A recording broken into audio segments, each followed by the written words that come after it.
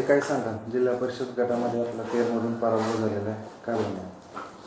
मी लढले. माझ्या विरोधामध्ये जिल्हा परिषदमध्ये राणा जगजितसिंह पाटील, त्यांच्या पत्नी अर्चना पाटील, खासदार ओमराजे निंबाळकर, त्यांच्या कॅन्डिडेटला उभं करून स्वतः तेच होते, कैलास पाटील होते, परत नगरसेवक होते, उस्मानाबाद धाराशिवचे नगरसेवक, नगराध्यक्ष, कळंबचे नगरसेवक, तुळजापूर नगरसेवक, काही गावातले सरपंच इथं आणून, एवढेच काय राणादादांच्या संस्थेवरचे लेक्चरर लोक इथं सगळे लोक इथं उपस्थित होते, त्यांचे जे एम्प्लॉईज आहेत ते मी तुम्हाला दाखवते, तुम्ही चेक करा. एवढी सगळी यंत्रणा आणि अमाप पैसा हे सक्षणाच्या विरोधात उतरवलं गेलं. एकच अजेंडा, सक्षणाला पाडा. तरीही एकटी सक्षणा शेतकऱ्याची मुलगी तुमच्या विरोधात लढली. माझ्याकडे देण्यासाठी पैसे नाही आहेत, मला ते मान्य नाही.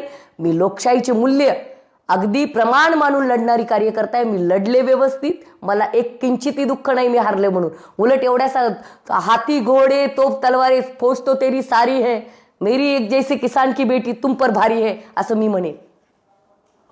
आपण जे वक्तव्य केलं होतं त्याच्यामुळे हा फटका बसला असं देखील चर्चा. मी जे वक्तव्य केलं होतं ते 2025 मध्ये, ऑगस्ट 2025 मध्ये मी असं वक्तव्य केलं होतं की मंडल आयोगामध्ये व्ही.पी. सिंग जेव्हा पंतप्रधान होते आणि राज्याचे मुख्यमंत्री जेव्हा शरदचंद्र पवार साहेब होते, तेव्हा वंचित शोषित घटकांसाठी ज्या 400+ घटक आहेत, ज्या जाती आहेत, त्यांच्यासाठी मंडल आयोग आहे. कुठेतरी त्या गोरगरिबांना ग्रामपंचायत, पंचायत समिती, जिल्हा परिषदला तो हक्क मिळाला पाहिजे, म्हणून त्यांनी लढलं पाहिजे. त्या जागी जर तुम्ही शिक्षणाचा, नोकरीचा तुमचा विषय बाजूला ठेवून राजकीय अजेंडा तुम्ही चालवत असाल आणि कुणबी ओबीसी म्हणून निवडणुका लढवत असाल, त्या लोकांनी कुठे लढायचं?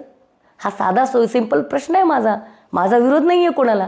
सांगितलं जावं याच्या बाबतीत काय न्याय दिला जातोय, हे चूक आहे, एवढंच मला म्हणायचं.